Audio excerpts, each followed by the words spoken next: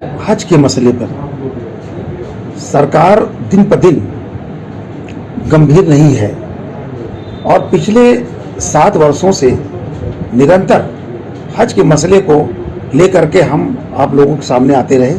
और देश के प्रधानमंत्री और उत्तर प्रदेश के माननीय मुख्यमंत्री जी को पत्र के माध्यम से, आप प्रेस मीडिया के माध्यम से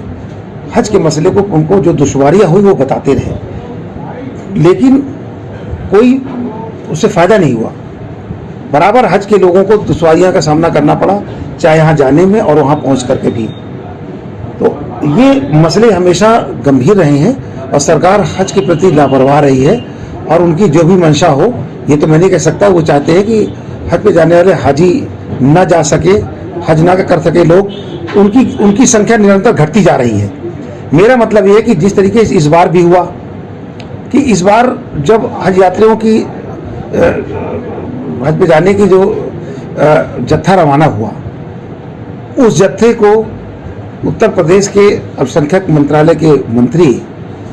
श्री दानिश आज़ाद अंसारी साहब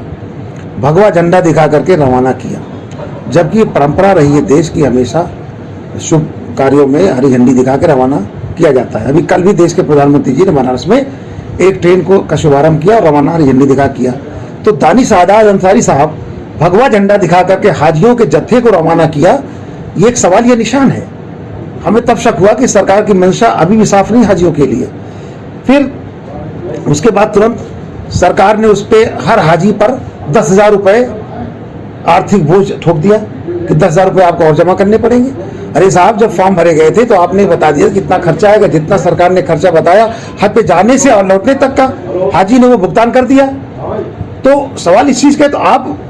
उनके मसले पर आप इतना गंभीर क्यों नहीं है, क्यों हाजियों को परेशान करना चाहते हैं? तो देश के जो प्रधानमंत्री जी हैं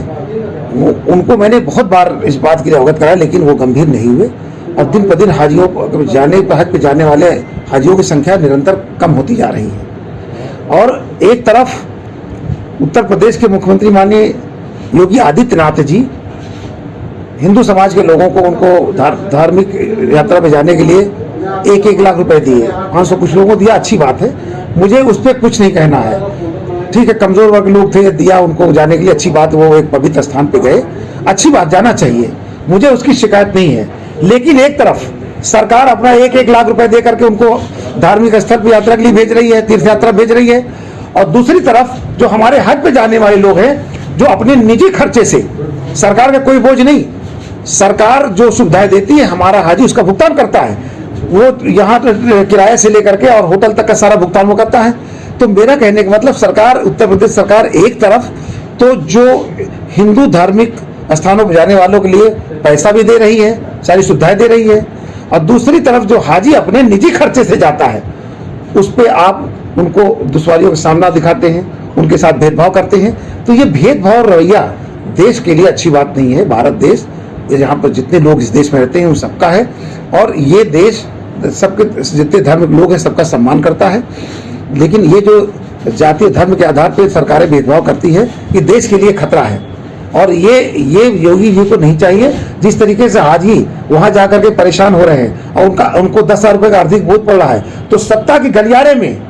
ये जो आवाजें आ रही हैं, निश्चित तौर से जो हाजी वहां जाते हैं वतन के लिए दुआ करते हैं, वहां हिंदू मुसलमान के लिए नहीं करते, अपने देश के लिए दुआ करते हैं, अमन चैन की दुआ करते हैं। आज उनको जाने में आपको परेशानी, उनसे अवैध वसूली की जा रही है, उनके जेब पे डाका डाला जा रहा है। पसमानदा तबके के मुसलमान जो बेचारे पाई जोड़ करके हज यात्रा पे जाते हैं और आज उनके पास 10,000 रुपए का अचानक बोझ, किसी के पास है किसी के पास नहीं है। ये कैसा दोहरा मानदंड? सर, योगी सरकार ने इस बार डिजिटल और तकनीकी की पहल करी है, कई चीजें डिजिटल कर दी, इससे जो हाजी हैं उनको